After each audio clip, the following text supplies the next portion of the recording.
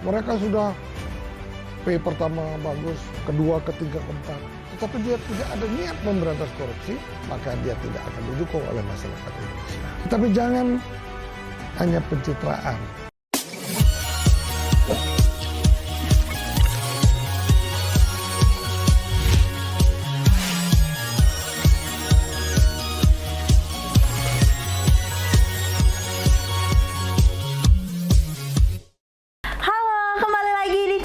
Mister Puisi. Nah, jadi teman-teman di rumah, sore ini kita akan membahas kembali mengenai tentang Presiden Republik Indonesia yang akan dipilih pada tahun 2024 mendatang. Nah, jadi di sini kita akan membahas mengenai adanya kriteria 8P. Nah, apa sih sebenarnya kriteria 8P itu? Mari kita akan bahas bersama dengan Mister Puisi. Nah, Mister Puisi, sebelum itu bagaimana kabarnya hari ini? Kabarnya baik-baik saja. Ya, walaupun saat ini sedang ramai-ramainya mengenai dibatalkannya Piala Dunia U20 di Indonesia, tetapi tidak kalah pentingnya juga jangan kita berdiam diri. Kita harus tetap membahas bagaimana sih caranya memilih presiden yang terbaik di negeri ini.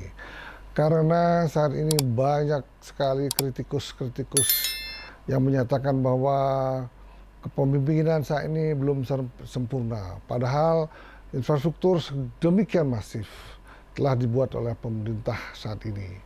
Namun ada beberapa kekurangan itu yang banyak dikritik oleh kritikus, sehingga perlu kiranya kita akan mendapatkan presiden yang lebih baik daripada yang terbaik.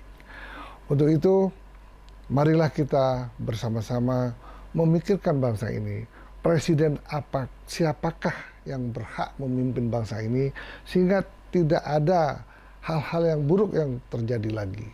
Banyak sekali hal-hal yang sangat perlu dibicarakan. Karena apa? Kita jangan memilih presiden yang kita tidak tahu program kerjanya. Kemudian kita memilih presiden kita tidak tahu karakternya. Mau dibawa kemana bangsa ini? Untuk itu, marilah kita bersama-sama. Kami ini orang awam politik dan juga awam mengenai hal-hal yang keuangan, hal-hal politik, hal-hal yang sangat mewarnai dunia pemilihan presiden yang akan dilakukan tahun 2024, sehingga kiranya kita juga bisa menginformasikan sumbangsih kami, apa yang kami ketahui, apa yang kami amati, dan apa yang kami evaluasi. Sehingga semoga dengan podcast dan informasi yang kami lakukan dengan tulus untuk bangsa ini, semoga menjadi hikmah yang luar biasa sehingga didapatkanlah presiden yang memenuhi kriteria bangsa Indonesia. Gitu loh. Oke, luar biasa sekali ya Mister Puisi. Jadi kali ini kita akan membahas lagi nih mengenai tentang politik seperti itu Mister Puisi. Karena lagi ramai. Nah, berbicara terkait dengan kriteria 8P nih Mister Puisi. Apa sebenarnya 8P itu Mister Puisi? Oke, kita mulai akan membahas kriteria presiden 8P. Saya mempunyai catatan ada angka 1 sampai angka 8. Angka 1 itu apakah yang menyebabkan presiden itu akan terpilih dan diminati oleh rakyat Indonesia. Satu yang kita kriteriakan di sini adalah program kerja.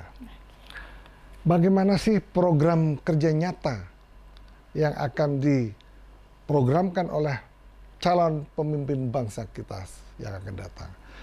Jangan hanya program kerja hanya lip service.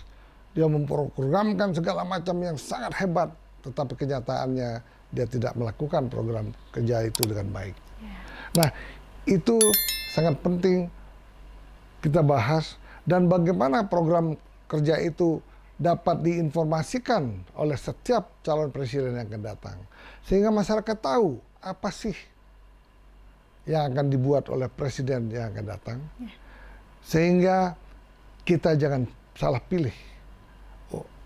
Dan yakinlah, kalau mereka punya tim yang baik, tim yang solid, menguasai masalah ekonomi, masalah keuangan, masalah kepemimpinan, dan masalah lain-lainnya, percayalah, presiden yang akan menentukan hidup mati ya bangsa ini, akan kita dapatkan presiden yang terbaik. Itu program kerja. Yang kedua adalah Pancasilais. Nah, kita membutuhkan presiden yang sangat Pancasilais. Karena udah jelas ideologi negara kita adalah Pancasila.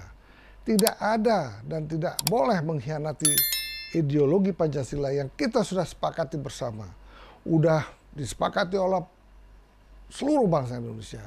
Saat ini tidak ada negara seperti Indonesia ini yang terdiri dari ribuan pulau, terdiri dari ribuan suku, dan banyak agamanya bersatu seperti sekarang ini.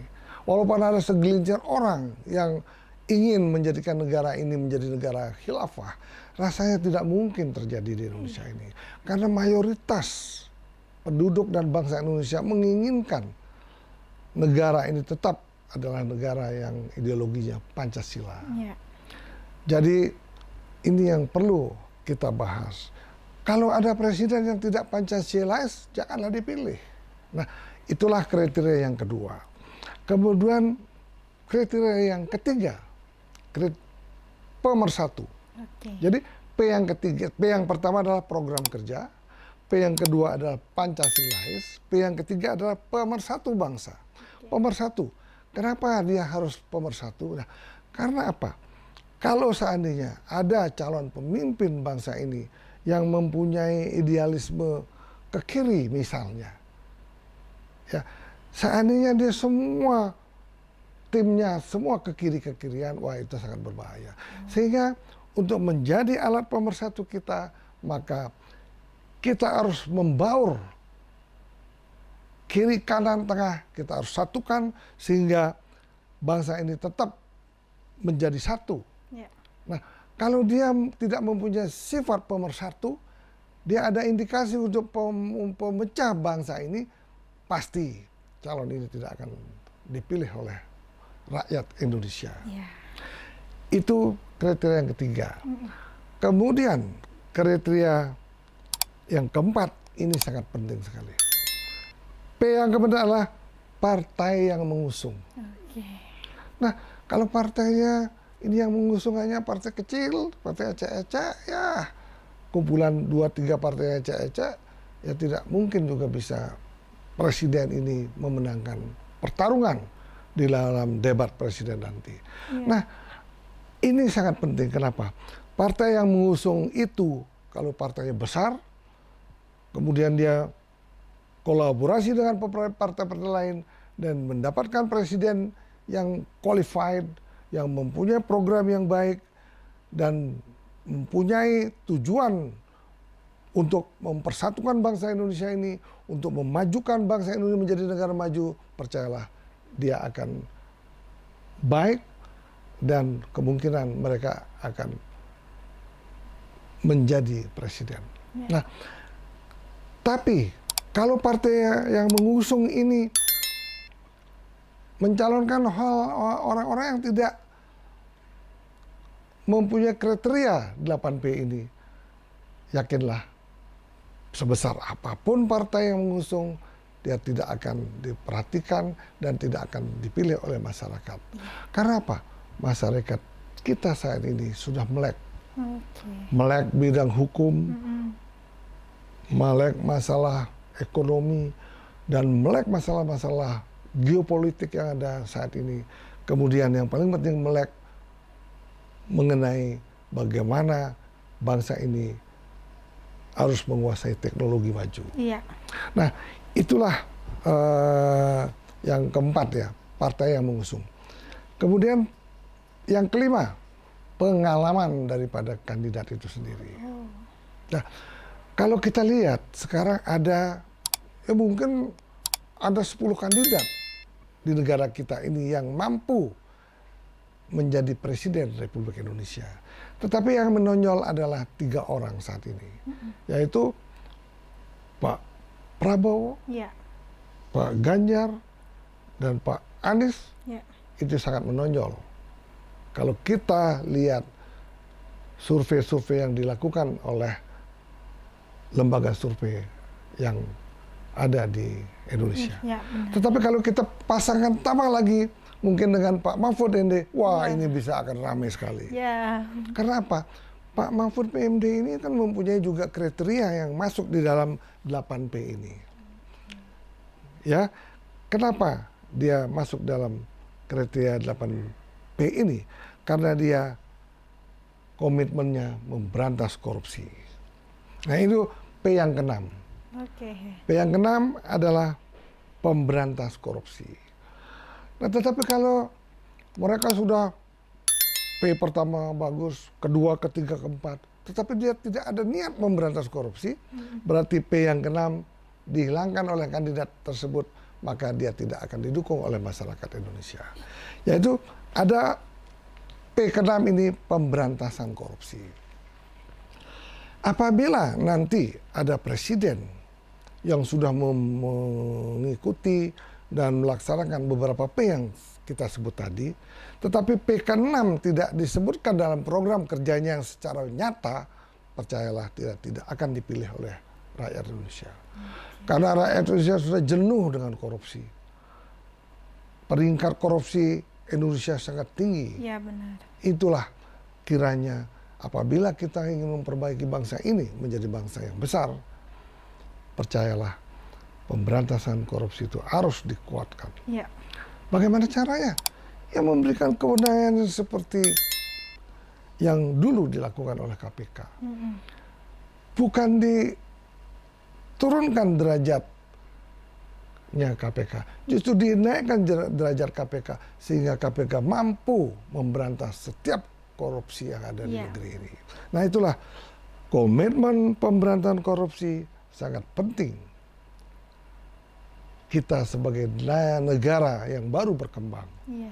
Nah, kalau tidak bisa melakukan pemberantasan korupsi secara masif, percayalah negara kita bermimpi untuk menjadi negara maju tahun 2045 yang akan datang. Nah, itu tadi P yang ke-6 pemberantasan korupsi. P yang ke-7 ini juga tidak kalah pentingnya. Penegakan hukum. Iya. Kenapa P yang ke-7 ini penting? Karena kita lihat penegakan hukum di Indonesia masih harus diperbaiki lagi. Kita lihat bagaimana hakim-hakim bekerja, bagaimana kejaksaan bekerja, dan bagaimana juga pihak kepolisian bekerja saat ini.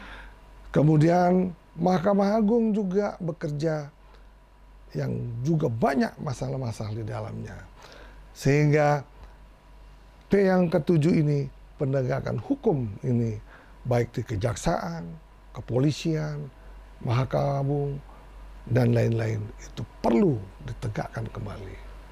Nah juga penegakan hukum di bidang keuangan.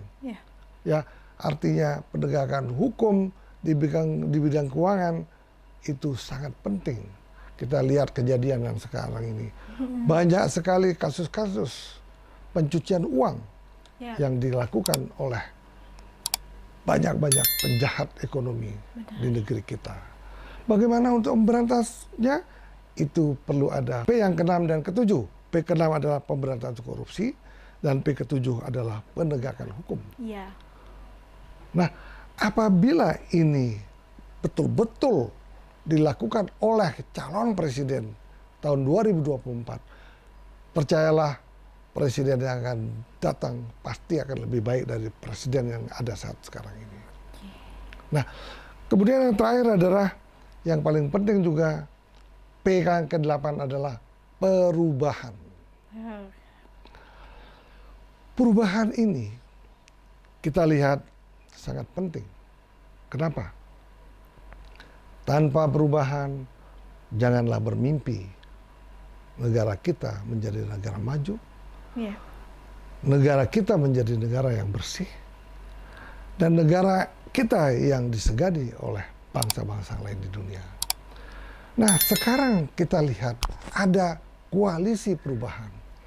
Menurut kita ini cukup bagus. Ya. Dan sekarang bukan hanya koalisi perubahan. Sekarang kalau tidak salah sudah ditambahkan koalisi perusahaan yang dan bersatu. Ya, artinya perubahan ini ditambah dari persatuan. Okay. Nah, kalau ini dilakukan dengan tulus dan bukan rekayasa, bukan pencitraan, koalisi perubahan ini cukup baik untuk negeri ini. Tetapi kalau ini pencitraan, saya yakin rakyat pun akan tahu bahwa perubahan tidak secara serius yang dilakukan menyebabkan kita tidak akan bisa mendapatkan presiden yang terbaik. Yeah. Karena apa?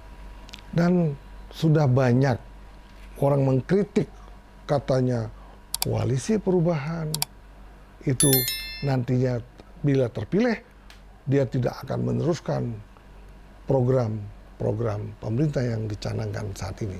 Misalnya IKN dan lain-lain.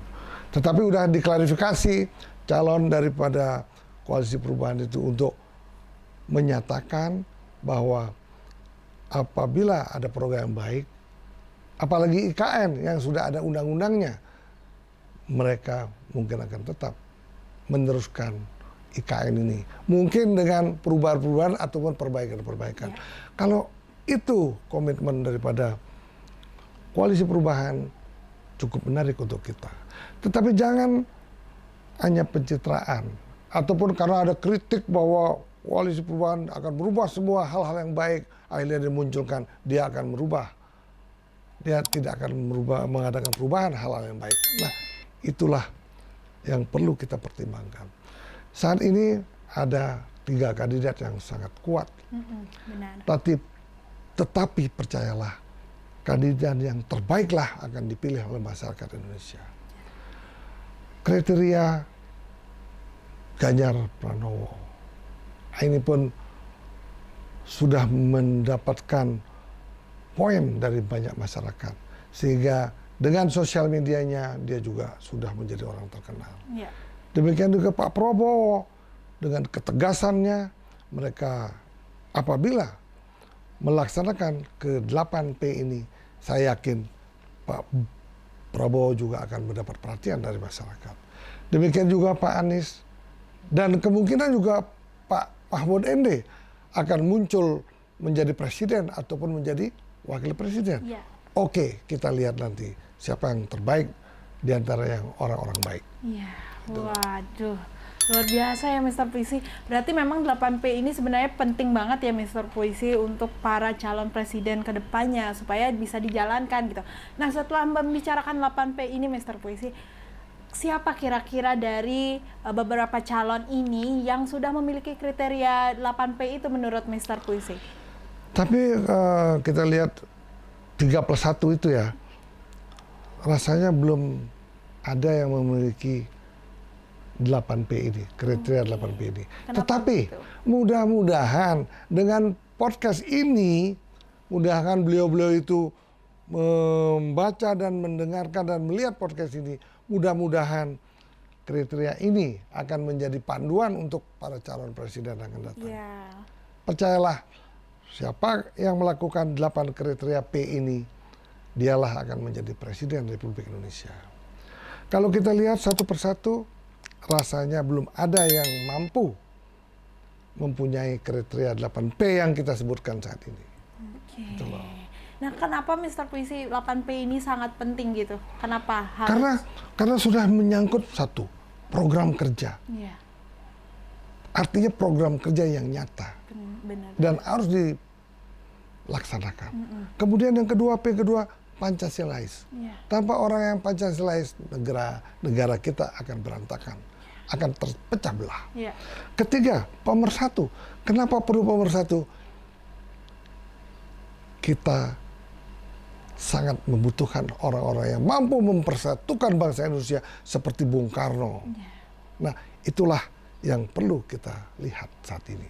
Keempat, partai yang mengusung. Nah, Kalau partai yang mengusung itu yang pro ke hal-hal yang tidak baik, hal-hal yang kurang menguntungkan masyarakat, percayalah, calon presiden ini tidak mungkin akan terpilih. Kemudian pengalaman, ini sangat penting. Kalau ujuk-ujuk dia calon presiden tanpa pengalaman memerintah, tanpa pengalaman yang banyak, mustahil dia akan bisa menjadi presiden yang baik. Keenam, pemberantasan korupsi. Inilah kriteria yang sangat penting untuk diterapkan bagi negara-negara yang masih baru berkembang dan sangat banyak korupsinya. Iya, benar. Ketujuh, P-nya adalah penegakan hukum. Nah, ini sangat penting